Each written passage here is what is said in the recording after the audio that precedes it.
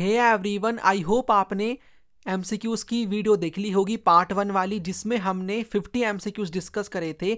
ये आपकी set second की वीडियो है, यानी पार्ट 2 है एमसीक्यूज का, जिसमें हम उसी तरीके से 50 मोस्ट इंपॉर्टेंट एमसीक्यूज डिस्कस करेंगे। ये वेरी वेरी इंपॉर्टेंट एमसीक्यूज हैं। यहाँ पर आपको इसमें पीवाईक्यूज भी देखने को मिल जाएंगे। तो इन क्वेश्चंस को क्यों मिस करना, बिकॉज एज इट इज आपको एग्जाम में क्वेश्चन देखने को मिल सकते हैं। प्रैक्टिस के लिए वेरी वेरी इंपॉर्टेंट क्वेश्चंस मैं बहुत जगह से फाइंड आउट करके आपके लिए इस वीडियो में लेकर आया हूं। तो चलिए फिर without wasting a single minute हम शुरू करेंगे। इंस्ट्रक्शंस आई होप आपको पता है अगर आपने पार्ट 1 की वीडियो देखी है, ठीक है।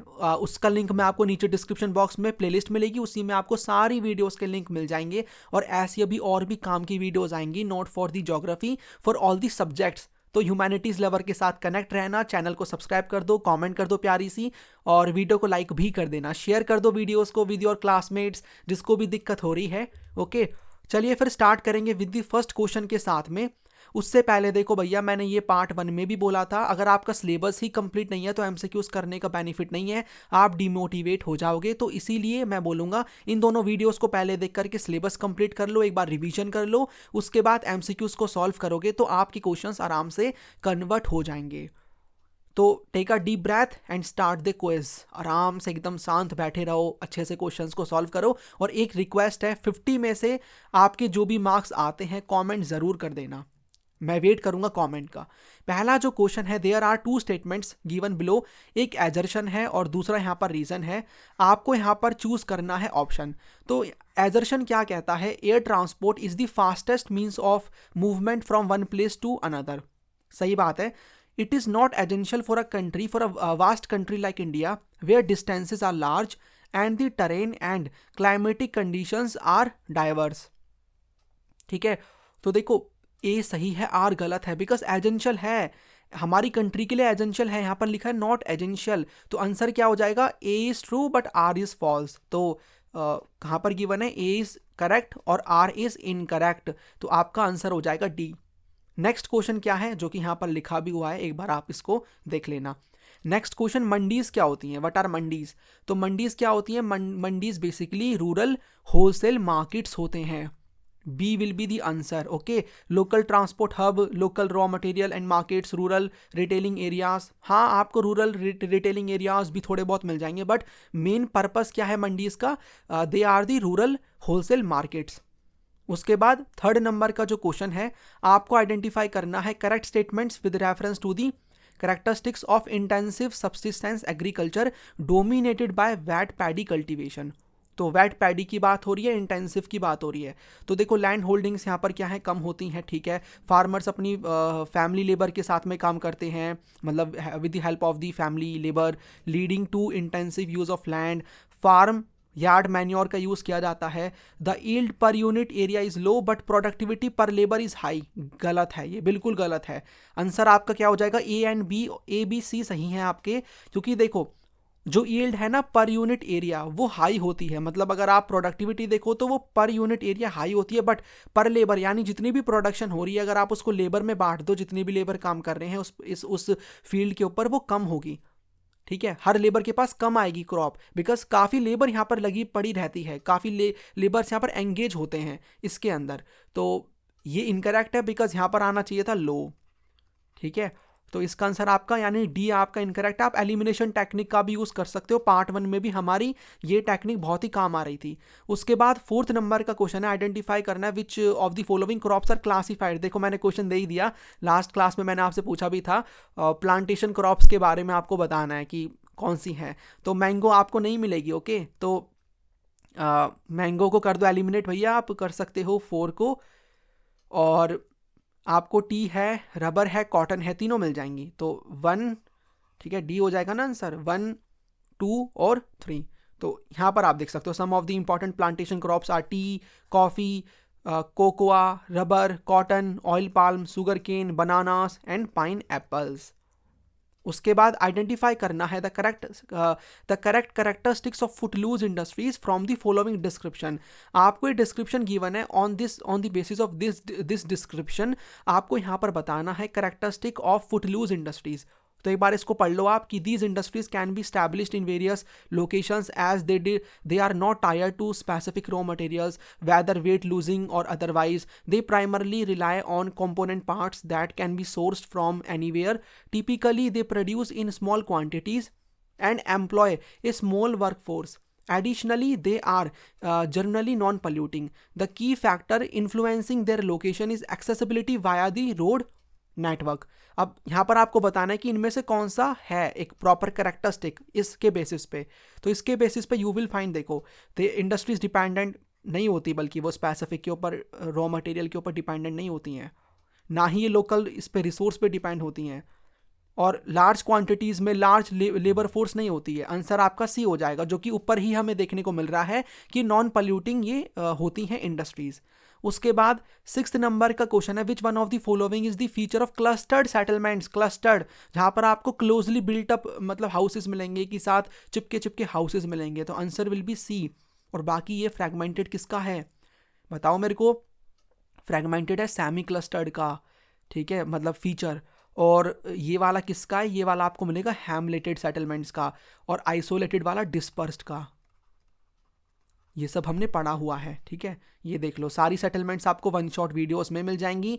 I have explain properly, okay. उसके बाद नेक्स्ट क्वेश्चन है, एवरेज डेंसिटी पॉपुलेशन की इंडिया की पॉपुलेशन की 2011 में वो कितनी थी, तो वो थी 382 person per square kilometre. 382, make sure to remember this. एक छोटा सा फैक्ट है, इंपॉर्टेंट है.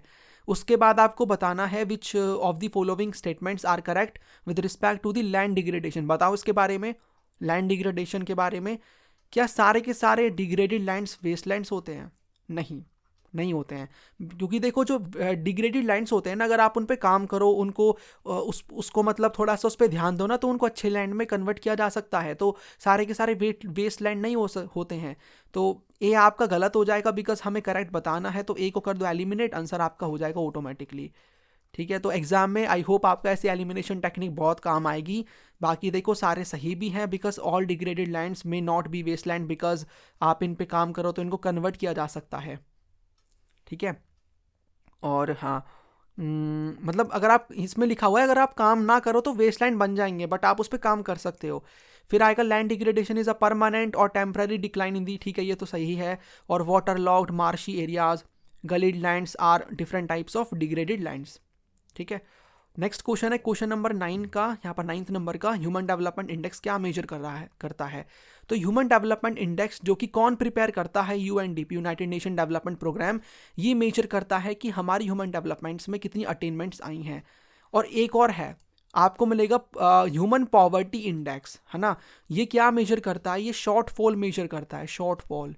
ये मैंने देखो अलग से लिखा भी हुआ है कि ह्यूमन पॉवर्टी इंडेक्स क्या है, शॉर्टफॉल मेजर करता है. और ह्यूमन डेवलपमेंट इंडेक्स मेजर करता है अटेनमेंट्स जो भी आई हैं. Make sure to remember. 10th number का क्वेश्चन है, आपको रिगार्डिंग बताना है, करेक्ट बताना है statement regarding road infrastructure in India. तो regarding road infrastructure, okay.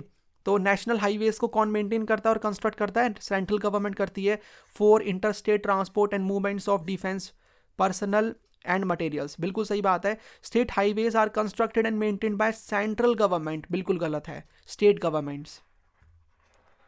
Governments you will find. तो आपका इसमें एलिमिनेट हो जाएगा सेकंड का, ठीक है. Answer will B 134. और जिनको ये क्वेश्चंस इजी लग रहे हैं तो कॉन्ग्रेचुलेशंस, आपकी तैयारी बहुत ही अच्छी चल रही है, बिकॉज क्वेश्चन ऐसे ही एग्जाम में आएंगे. ये PYQs आपके सामने सीधा मैं ला रहा हूँ, ओके. तो ऐसे क्वेश्चंस आए हैं. हाँ, एक आध क्वेश्चन में हल्का सा डाउट हो सकता है, बट दिमाग लगाओगे, शांत बैठ के करोगे, वो भी हो जाएगा. तो इसमें आपका 1, 3 और 4 जो है ये सही हो जाएगा, ठीक है. 1, 3 और 4 यस. और बाकी देखो ये सही भी क्यों है, क्योंकि देखो रूरल जो रोड्स है ना account for about 80% of the total road length. India में जो भी है उसका 80%, जो भी रोड्स हैं उसका 80% रूरल रोड्स आपको मिलेंगी. और जो डिस्ट्रिक्ट रोड्स हैं ना वो कनेक्ट करती हैं डिस्ट्रिक्ट हेडक्वार्टर को with other important nodes in the district. उसके बाद आपको अरेंज करना है फॉलोइंग स्टेटमेंट्स को in a sequential order to show the life of young girls who are not sent to school और are early school drop outs.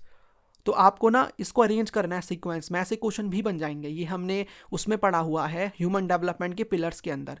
तो देखो आप अरेंज करो कि भाई लॉजिकली कैसी सीक्वेंस बनेगी, कौन सी सही सीक्वेंस बन सकती है। तो अगर आप इसको पढ़ोगे तो यू विल रियलाइज दिस कि यहाँ पर आपको मिलेगा जो, देखो पहले आप ये लगाओगे many communities do not stress on the importance of sending their girl children to school, है ना, तो आपका 3 हो जाएगा। और उसके बाद आप ये बताओ कि most of the early school drop outs are children, मतलब गर्ल चिल्ड्रन, 4 हो जाएगा। उसके बाद इनको फिर क्या करना पड़ता है, these school drop outs look after their younger siblings to home and help in domestic work, second. और उसके बाद many opportunities will be lost to these young girls when they grow up, तो 1 हो जाएगा। तो 3 4 2 1, 3 4 2 1, यस।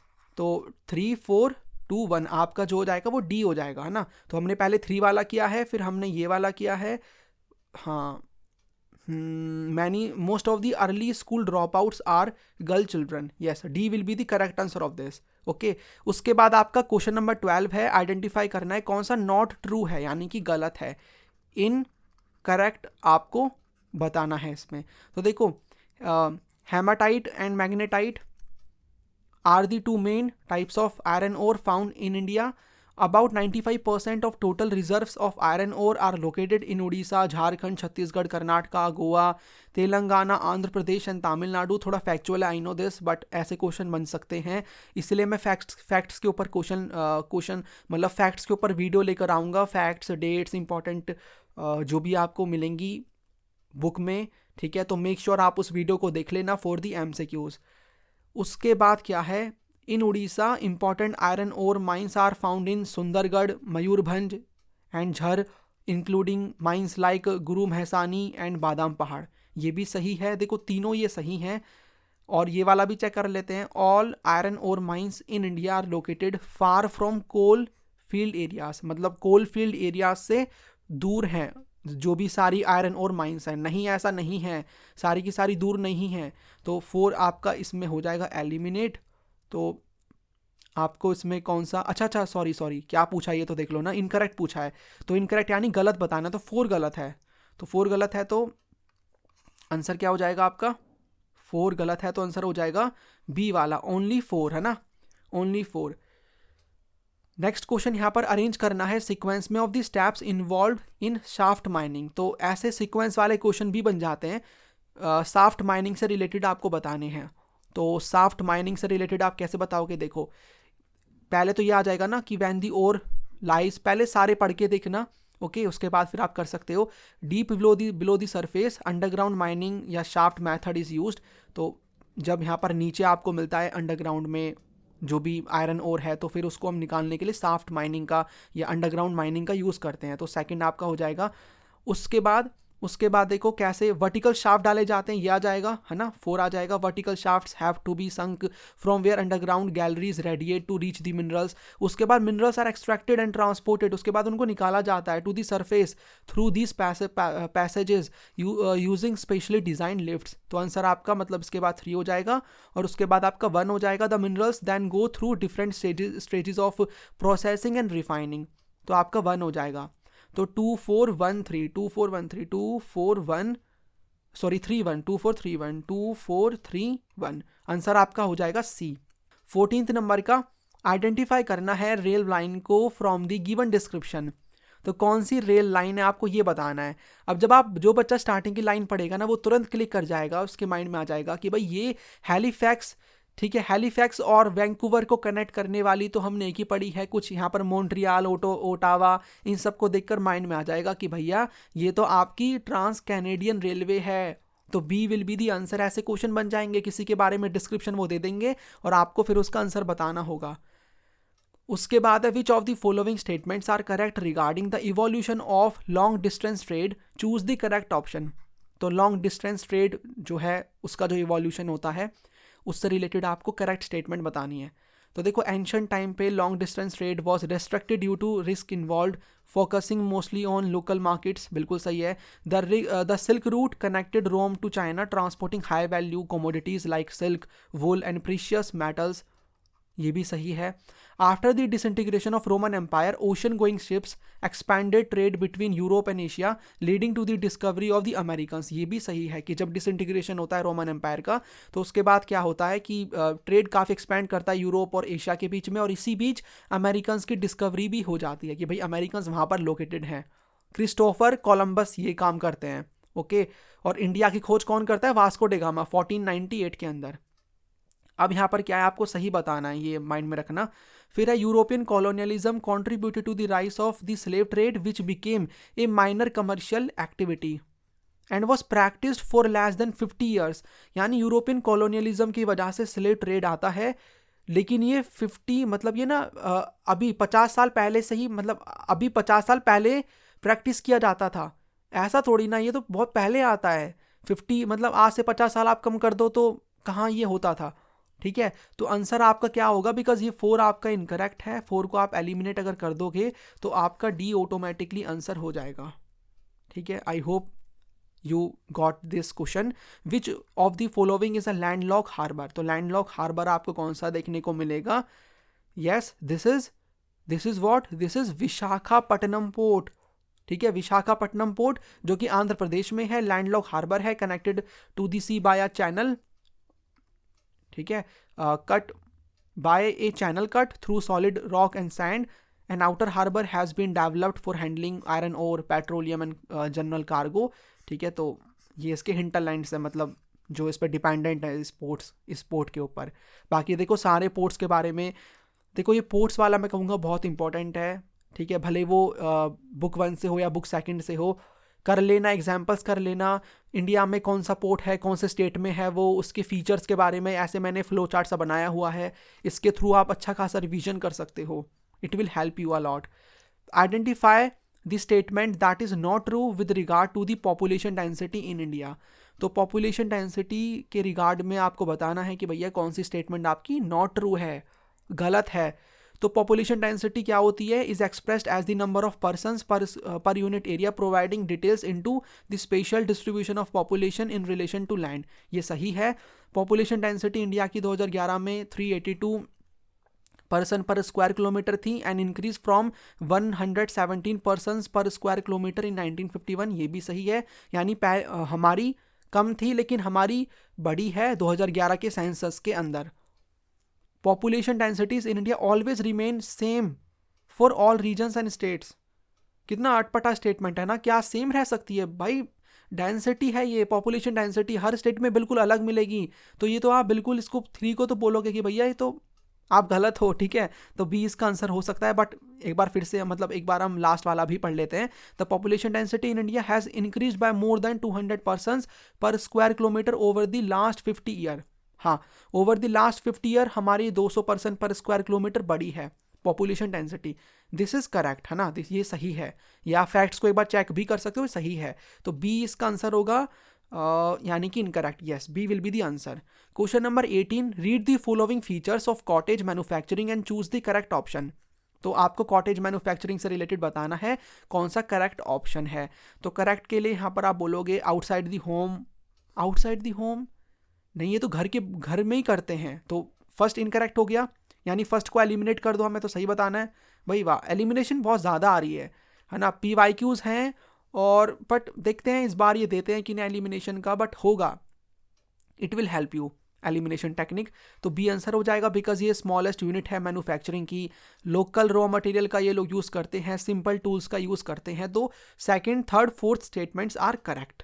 नेक्स्ट क्वेश्चन है question number 19। Match करना है आपको लिस्ट 1 को लिस्ट 2 के साथ में। तो क्वार्टरनरी आपकी रिसर्च से हो जाएगी, यानी 4 विल बी दी आंसर पहले का। सेकेंडरी मैन्युफैक्चरिंग 1, उसके बाद टर्शरी आपकी टर्शरी टैक्सी सर्विसेज यानी 3 हो जाएगा, और primary will be the mining second. 4 1 3 2 4 1 3 2 3 will be the answer. Okay, उसके बाद नेक्स्ट क्वेश्चन है 20 नंबर का। आपको एजर्शन बताना है क्या है। The interaction between primitive human society and strong forces of nature was termed as environmental determinism. सही है, है ना। Geographer Griffith Taylor introduced new determinism which reflects a middle path between environmental determinism and possibilism known as stop and go determinism. ये भी सही है, but देखो एक और जहाँ पर एनवायरमेंटल डिटर्मिनिज्म की बात हो रही है और एक और यहाँ पर इसकी न्यू डिटर्मिनिज्म की बात हो रही है, दोनों के बीच में मतलब ये एक्सप्लेन नहीं कर रहा, तो दोनों सही तो हैं but R is not the correct explanation of A. ठीक है, अच्छा ये तो मैंने देखो ये मेरे से ना हो सकता है थोड़ी बहुत मिस्टेक हो जाए, बट आप इसको देख लेना, मैं बोल कुछ और रहा हूँ और गलती से ध्यान नहीं रहता तो मार्क मैं किसी और पे कर सकता हूँ, तो मेक श्योर एक बार आप देख लेना, इसका आंसर ए हो जाएगा, मतलब ए पे मैंने मार्क किया है, इसका मतलब not correct explanation of A. Okay, उसके बाद identify the statement that is not true with regard to watershed management, की कौन सी जो स्टेटमेंट है वो नॉट ट्रू है with regard to watershed management. तो वाटरशेड मैनेजमेंट से रिलेटेड आपको बताना है, तो it refers to efficient management and conservation of surface and ground water resources. ये तो सही है। Watershed management includes judicious use of all resources both natural and human within a watershed, ये भी सही है। Watershed management aims at bringing about a balance between natural resource on the one hand and society on the other, ये भी सही है। The success of watershed management solely depends upon the state government, नहीं खाली state government पे नहीं, हमने पढ़ा था कि ये कम्युनिटी पार्टिसिपेशन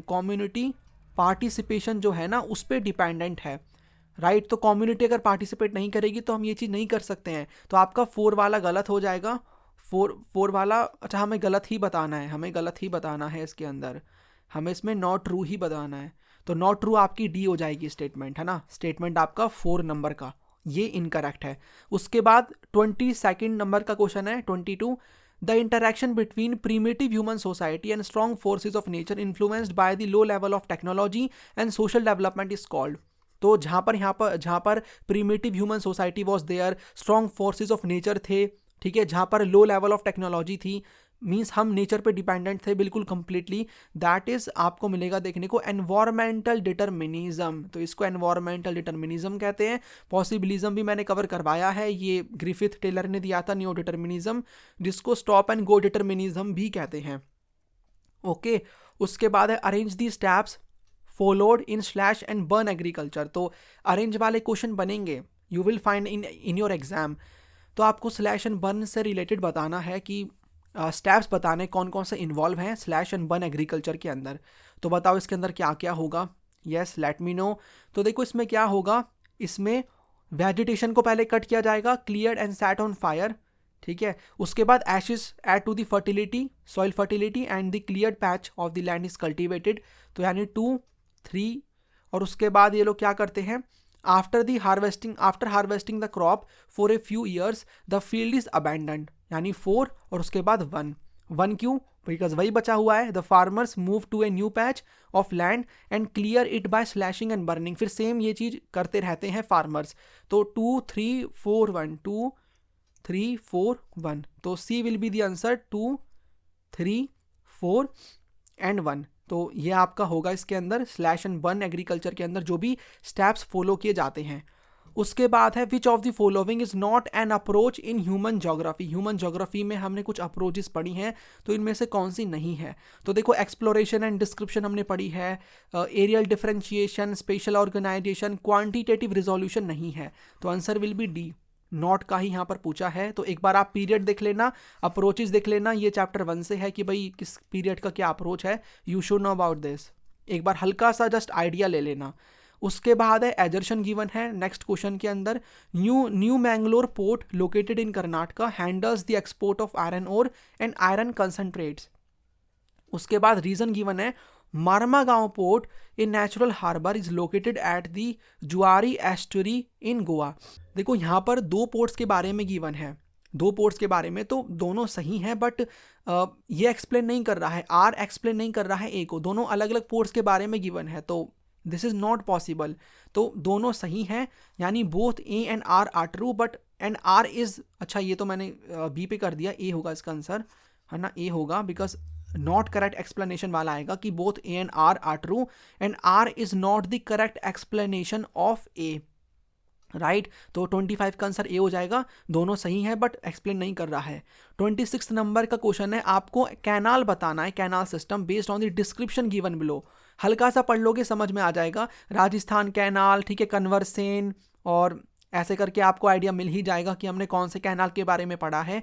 हमने पढ़ा था इंदिरा गांधी कैनाल, ठीक है, तो B will be the correct answer, और इसी से रिलेटेड एक क्वेश्चन मैंने करवाया था प्रीवियस वीडियो में। 27 नंबर का क्वेश्चन है, which of the following statements are correct regarding the balance of trade, choose the correct option. तो बैलेंस ऑफ ट्रेड से रिलेटेड आपको बताना है, ओके तो बैलेंस ऑफ ट्रेड से रिलेटेड आपको बताना है कि यहाँ पर देखो, the balance of trade records the volume of goods and services imported and exported by a country. Yes this is correct, import and export की बात होती है। उसके बाद negative balance of trade indicates that a country exports more than it's imports. मतलब negative का मतलब है एक्सपोर्ट ज़्यादा है, बिल्कुल नहीं भैया, बिल्कुल नहीं, इसका मतलब होता है इम्पोर्ट ज़्यादा है एक्सपोर्ट से। तो क्या बताना है, सही बताना है। तो 3 को सेकंड को कर दो एलिमिनेट, सेकंड को एलिमिनेट कर दो, B will be the answer. बाकी और भी पढ़ लेते हैं, पहला तो सही है ही हमारा, दूसरा गलत हो गया, तीसरा देख लेते हैं। Positive balance of trade means that a country earns more from exports than it spends on imports. इसका मतलब क्या है, पॉजिटिव बैलेंस ऑफ ट्रेड का मतलब ज़्यादा एक्सपोर्ट से हम अर्न कर रहे हैं then it spends on imports. Yes correct. Fourth क्या है, a negative balance of trade can lead to the exhaustion of a country's financial reserve. Yes, अगर नेगेटिव बैलेंस ऑफ ट्रेड है तो इससे हमारे जो फाइनेंशियल रिजर्व्स हैं वो खत्म हो सकते हैं और हो ही जाते हैं। What is the consequence of increase mechanisation automation and industrial process.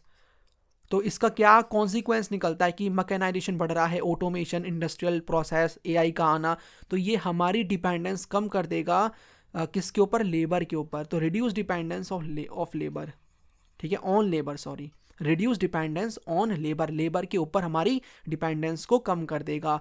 29 number का है, कौन सा, ये क्वेश्चन बहुत बार आता है, कौन सा पोर्ट है जिसको बोला जाता है queen of the Arabian sea. Yes let me know, जल्दी से बताओ, ये आपको कौन सा पोर्ट देखने को मिलेगा, कोची पोर्ट मिलेगा आपको, Kochi port will be the answer. Which among the following is not a mineral industry, कौन सी इनमें से मिनरल इंडस्ट्री नहीं है। तो मिनरल इंडस्ट्री इनमें से कौन सी नहीं है, सॉल्ट, ठीक है, यह सीमेंट भी मिनरल इंडस्ट्री है। ओके 31 नंबर का क्वेश्चन है, the model of kolkhoz was introduced in the erstwhile Soviet Union to increase. तो देखो कोलखोज जो सिस्टम है वो हमने कलेक्टिव फार्मिंग में पढ़ा था प्राइमरी एक्टिविटीज वाले चैप्टर में, तो ये सोवियत यूनियन में आता है टू इंक्रीज एग्रीकल्चरल प्रोडक्शन। तो A will be the answer. Next क्या है, नेक्स्ट क्वेश्चन क्या कहता है, आपको इसमें बताना है, ये कुछ कंसेप्ट गिवन है फ्रॉम द गिवन डिस्क्रिप्शन, आपको इसका आंसर बताना है। तो this concept suggest that humans understand their environment and the forces of nature over time and utilize the resources available in their surroundings.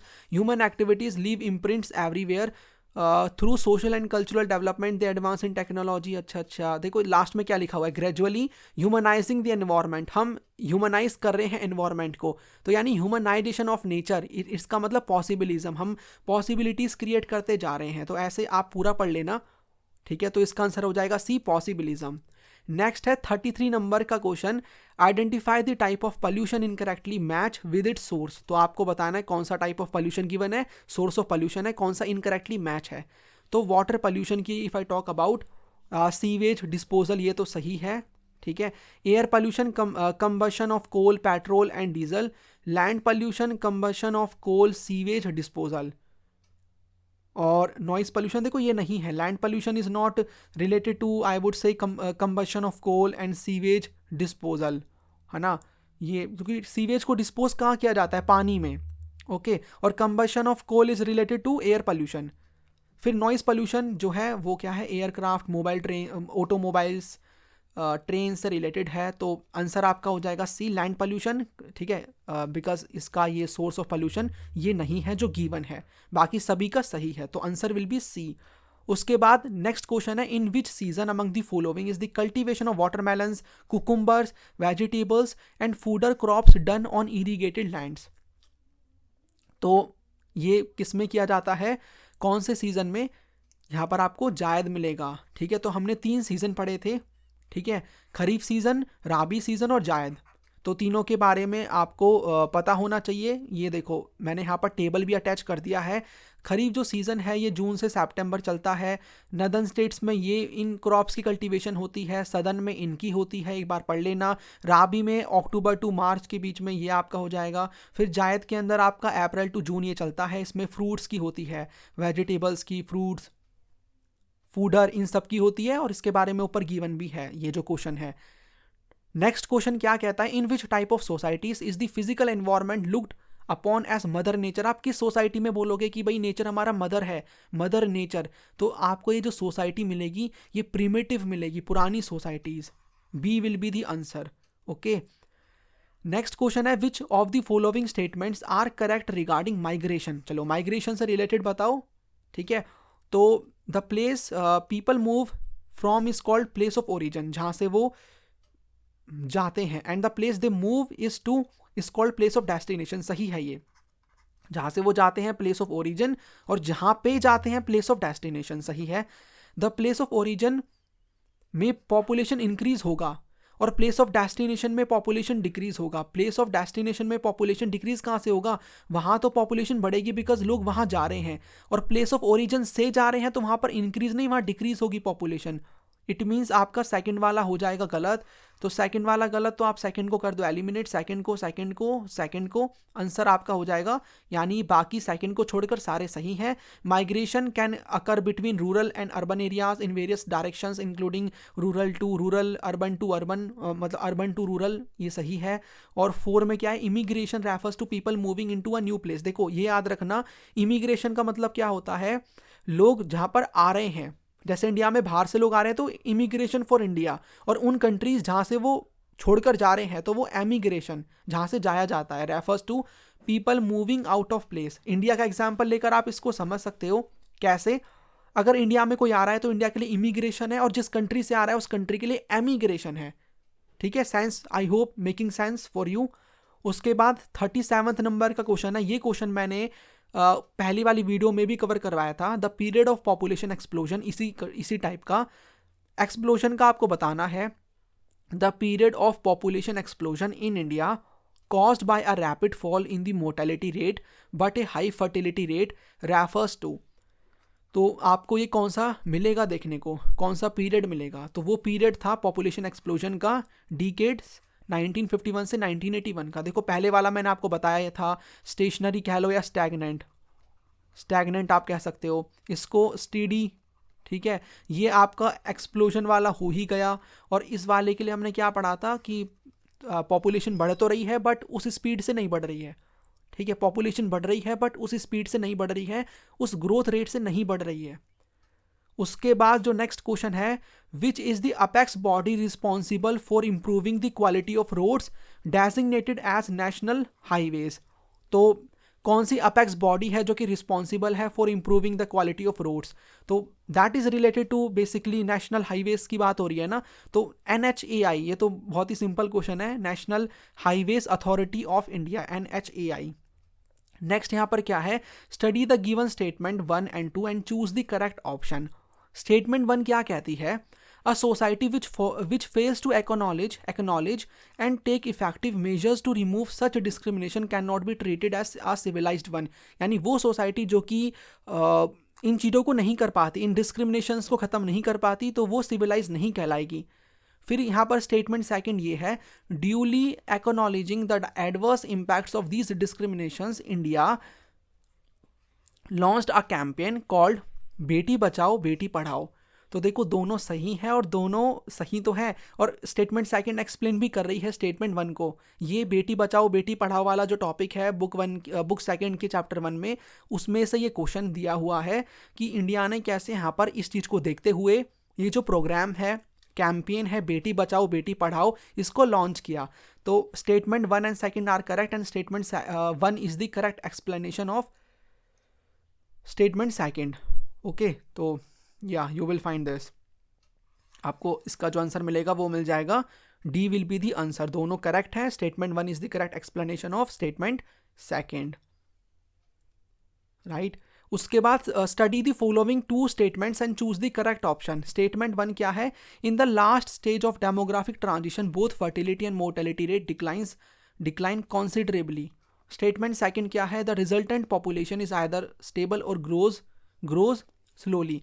तो देखो दोनों सही हैं और एक्सप्लेन भी सही कर रहा है कि भाई लास्ट स्टेज जो है डेमोग्राफिक ट्रांजिशन की, उसमें फर्टिलिटी और मोर्टेलिटी जो रेट है वो डिक्लाइन करते हैं कॉन्सिडरेबली, ठीक है। और जो रिजल्टेंट पॉपुलेशन होती है वो या तो स्टेबल होती है या फिर ग्रो करती भी है तो स्लोली ग्रो करती है। तो आंसर हो जाएगा इसमें आपका डी वाला। Statement 1 and 2 are correct and statement 2 is the correct statement 2 is the correct result of statement 1, यानी जो स्टेटमेंट 2 आई है वो 1 की वजह से आई है। Which form of settlement develops along either side of roads, rivers और कैनाल्स। कौन सी type of form of settlement develop करती है जो आपको रोड मिलेगी रिवर या कैनाल्स के आइदर साइड पर, या तो इधर या फिर इधर? तो वो आपको लीनियर मिलेगी, लीनियर, ठीक है। इसके बारे में याद रखना, ये हमने पढ़ा था। उसके बाद है solid waste cause health hazards through. तो जो सॉलिड वेस्ट है वो हेल्थ हजार्ड कॉज करते हैं किसके थ्रू? तो creation of obnoxious smell, harbouring of flies and rodents, carriers of disease like typhoid, ठीक है, डाइप्थेरिया, डायरिया, मलेरिया एंड कोलेरा। सारी की सारी सही हैं इसमें, D will be the correct answer. तो सॉलिड वेस्ट की वजह से ये हमें हेल्थ हजार्ड्स देखने को मिलेंगे। नेक्स्ट यहाँ पर क्वेश्चन है 43 नंबर का। Identify the port from the given description. This natural harbour is located at the entrance of Zuari estuary इन गोवा। और ये देखो हमने ना पढ़ा हुआ है इसके बारे में, जुआरी एस्टुरी इन गोवा, ये कौन सा आपको नेचुरल हार्बर मिलेगा। आप इतना पढ़ के भी समझ सकते हो बट पूरा पढ़ लेना बेटर रहेगा। तो it became significant after its remodeling in 1961 to facilitate iron ore exports to Japan, ठीक है। तो if you will read completely तो आपको समझ में आना चाहिए जुआरी एस्टुरी गोवा में कौन सा लोकेटेड है। तो ये आपको मिलेगा मारमा गांव, B will be the correct answer, Marma गांव। नेक्स्ट यहाँ पर क्वेश्चन है 44th नंबर का। एजर्शन गिवन है pipelines are the most convenient and efficient mode of transporting liquids and gases over long distance. Reason given है even solids can also be transported by pipelines after converting them into slurry. देखो दोनों सही है because pipelines एक most convenient efficient mode of transport है liquids करने के लिए, गैसेस को over the long distance. Even solid waste को भी आप ट्रांसपोर्ट कर सकते हो उसको स्लरी में कन्वर्ट करके। तो इट मीन्स दोनों के दोनों सही हैं और आर इसको एक्सप्लेन भी कर रहा है, ठीक है, बिकॉज पाइपलाइंस की ही दोनों में बात हो रही है और पाइपलाइंस एक एफिशिएंट मोड ऑफ ट्रांसपोर्ट है, उसका यूज ही बताया जा रहा है। नेक्स्ट क्वेश्चन है 45th नंबर का। Van will the growth of the population will be positive in any place and in which one of the following conditions. कहाँ पर आपको पॉजिटिव पॉपुलेशन देखने को मिलेगी? देखो एक चीज़ से पता लगा सकते हो वो है इमिग्रेशन से। जहाँ पर इमिग्रेशन ज़्यादा होगा, है ना, मतलब लोग आ रहे होंगे, वहाँ की पॉपुलेशन ज़्यादा होगी। इन सब में तो लो गिवन है तो आंसर आपका ऑटोमेटिकली ए हो जाएगा, जिसमें हाई इमिग्रेशन हो, डेथ रेट कम हो, हाई बर्थ रेट हो, तो A will be the correct answer. उसके बाद आपको इसको मैच करना है नेक्स्ट क्वेश्चन में। इसमें बुक या रिपोर्ट के बारे में गिवन है, यहाँ पर ऑथर या फिर ऑर्गेनाइजेशन के बारे में गिवन है। तो it is a very simple question, आप इसको मैच करो। देखो जो पॉपुलेशन बॉम्ब है ना, इसको पी हेरलिच ही लेकर आते हैं। ह्यूमन डेवलपमेंट रिपोर्ट तो हम देखते हैं भाई UNDP लेकर आता है, ये भी इससे मैच है। Our common future Brundtland report, ठीक है। आर कॉमन फ्यूचर जो है ये किसने बेसिकली प्रेजेंट करी थी, ठीक है, किसने पब्लिश करी थी रिपोर्ट? ब्रंटलैंड रिपोर्ट है ये, मतलब जिसका टाइटल होता है आर कॉमन फ्यूचर। उसके बाद नेक्स्ट है limits to growth, Meadows and others. तो ये सारे के सारे ना ऑलरेडी मैच हैं, ठीक है, ऑलरेडी मैच हैं। तो 1 2 3 4 विल बी दी आंसर 4। इसको कैसे भी पूछा जा सकता है एग्जाम में, तो इसको एक बार पढ़ लो ताकि आपका गलत ना हो। नेक्स्ट क्वेश्चन है 47th नंबर का। One of the important achievements of the Indian Railways has been the construction of a 760-kilometer long rail route connecting Roha in Maharashtra to Mangalore in Karnataka in 1998. It is considered an engineering marvel. Identify the railway route. तो ये कौन सा railway route है? ये आपको मिलेगा Konkan railway. A will be the answer, Konkan railway. उसके बाद नेक्स्ट क्वेश्चन है arrange the following steps in sequential order to show the formation and functioning of a cooperative farming society. यानी कोऑपरेटिव फार्मिंग सोसाइटी कैसे बनेगी उसका आपको पूरा सीक्वेंस बताना है। तो ऐसे सीक्वेंस वाले क्वेश्चन बन सकते हैं। तो देखो कैसे बनती है, आप इसमें पहले देखो ये आ जाएगा, they form A cooperative society bye pooling in their resource voluntarily, यानी अपनी इच्छा से रिसोर्सेज को वो लेकर आएंगे, ठीक है। नहीं नहीं नहीं, देखो ये नहीं होगा पहले, है ना, मैंने नीचे वाला नहीं पढ़ा बिकॉज मैं भी आप ही के साथ सॉल्व कर रहा हूँ। एक group of farmers come together for more efficient and profitable farming, ये पहले आएगा। उसके बाद वो फिर पैसा मिलाएंगे अपना, यानी कि आपका 3 वाला आ जाएगा। उसके बाद वो सामान लेकर आएंगे, तो इनपुट्स लेकर आएंगे। सेलिंग की बात तो बाद में होगी ना, यहाँ पर सेलिंग है, तो इनपुट्स लेकर आएंगे यानी कि 1, उसके बाद सेकंड, तो ये आंसर आपका होगा 4 3 1 सेकंड। तो 4 4 3 1 2, ए विल बी दी आंसर 4 3 1 2, तो 4 3 1 2, ठीक है। तो ये आपका आंसर इसमें हो जाएगा। उसके बाद लास्ट सेकंड क्वेश्चन है, in the initial stages of economic development a large proportion of people worked in which sector. Initial जो स्टेज है इकोनॉमिक डेवलपमेंट का, उसमें आपको जो लोग मिलेंगे वो कहाँ पर काम करते हुए मिलेंगे, ये मिलेंगे आपको प्राइमरी सेक्टर के अंदर। उसके बाद फिर वो और सेक्टर की तरफ जाते हैं। अब लास्ट क्वेश्चन आपको देखने को मिल रहा है कि डेफिनेशन से related, definitions of human geography, कौन सी स्टेटमेंट इज नॉट ट्रू है with regard to the definitions of human geography. तो रैटसेल एम्फासाइज करते हैं synthetic study of the relationship between human societies and earth surface, ये तो है ही। एलन सी sample यहाँ पर किसकी बात करती हैं, डायनामिक की बात करते हैं। Ever changing relations between human and the unstable earth, तो ये भी सही है। Paul Vidal de la Blache focused on understanding the physical laws governing earth without considering human interaction, नहीं, ये ह्यूमन इंटरेक्शन की बात करते हैं, तो ये आपका इनकरेक्ट हो जाएगा Paul Vidal de la Blache वाला। उसके बाद फोर्थ क्या है, human geography studies the interrelationship between earth and human beings offering new perspectives on these connections, तो ये भी सही है। तो आपका जो इनकरेक्ट होगा अगर हम देखें डेफिनेशंस के अकॉर्डिंग, तो इट विल बी 3 वाला, ये पॉल विडाल डेला ब्लाश वाला। तो देखो डेफिनेशंस को पूछ लिया, उसको अलग करके पूछ लिया, स्टेटमेंट बेस्ड क्वेश्चंस है, एजर्शन रीजन वाले, ऐसे क्वेश्चंस ही आपको एग्जाम में देखने को मिलेंगे। और एक वीडियो मैंने और अपलोड कर रखी है, एक तो देखो इसका पार्ट 1 है, वो तो है ही, जिसमें 50 क्वेश्चंस और हैं, एक 100 MCQs की वीडियो और है। डिस्क्रिप्शन बॉक्स को चेक करो या पिन कॉमेंट को चेक करो, आपको एक प्लेलिस्ट मिलेगी, उसमें आपको सारी वीडियोस मिल जाएंगी। उसी में यू विल फाइंड एमसीक्यूज की वीडियो, जिसमें मैंने 100 मोस्ट इंपॉर्टेंट जो एमसीक्यूज हैं वो कवर करवाए हैं। काफ़ी काम की वीडियो है, उसको भी देख लेना। और पॉसिबिलिटी हुई तो मैं और भी वीडियोस लेकर आ सकता हूँ एमसीक्यूज की।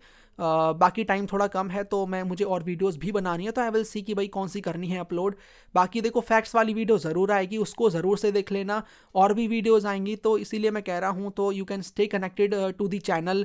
शेयर कर दो वीडियोस को, प्लेलिस्ट को विद योर फ्रेंड्स, ताकि ज्योग्राफी में किसी को भी दिक्कत ना हो, मेरी मेहनत से बनाया हुआ कंटेंट सबको मिले। ओके, तो स्कोर ज़रूर से बताना कमेंट सेक्शन में। बाकी अगर आपको नोट्स वगैरह बाय करने हैं, बेस्ट कंटेंट आपको एक ही जगह पर सब कुछ चाहिए, सारी इंपॉर्टेंट पीडीएफ्स, तो आप ये वाला कोर्स बाय कर सकते हो, काफ़ी बढ़िया है। 199 is a very small amount in terms of आप क्या क्या बाय कर लेते हो।